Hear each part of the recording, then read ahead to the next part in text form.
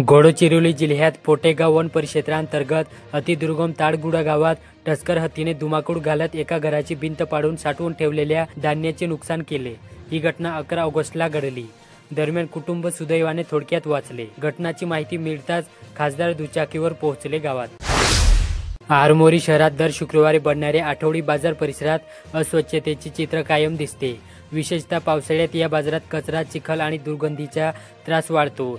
जमीन किंवा चिखलावरच भाजीपाला, फळे, खाद्यवस्तू ठेवून त्यांची विक्री होत असल्याने नागरिकांच्या आरोग्याला गंभीर धोका निर्माण झाला। याकडे प्रशासनाचे दुर्लक्ष होत आहे।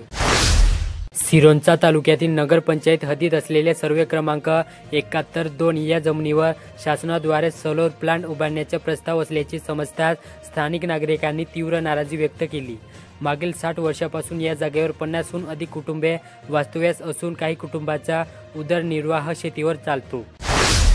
सामाजिक न्याय विभागाच्या डॉ. बाबासाहेब आंबेडकर स्वाधार योजनेच्या धर्तीवर इतर मागासवर्ग, विमुक्त जाती, भटक्या जमाती व विशेष मागास प्रवर्ग या प्रवर्गातील विद्यार्थ्यांना पदवी व पदव्युत्तर शिक्षणाकरिता योजना सुरू करण्यात आलेली आहे।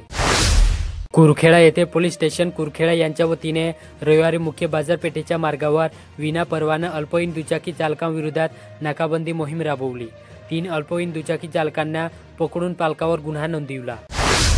कोरची तालुक्याच्या कटगुल पोलीस स्टेशनच्या वतीने जागतिक आदिवासी दिन महोत्सव व जनजागरण मेळावा तसेच वृक्षारोपण कार्यक्रम, आधार कार्ड शिबिराचे आयोजन करण्यात आले होते। यामध्ये वृक्षारोपण, आदिवासी समुदायांची रॅली काढण्यात आली।